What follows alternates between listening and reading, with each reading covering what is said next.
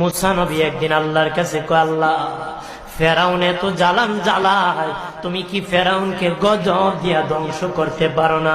আমার আল্লাহ কয়, মুসা আমি ফেরাউনকে 4টা কারণে গজব দেই না। কয় কারণে? ফেরাউনকে 4টা কারণে গজব দেই না।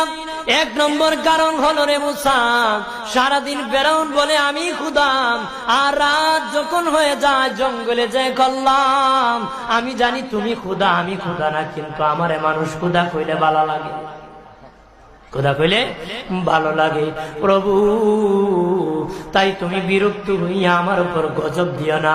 আল্লাহ বলে, মুসা রে, ওই ফেরাউনে রাত্রির দুয়ার কারণে আমি আল্লাহ তার উপর গজব দেই না।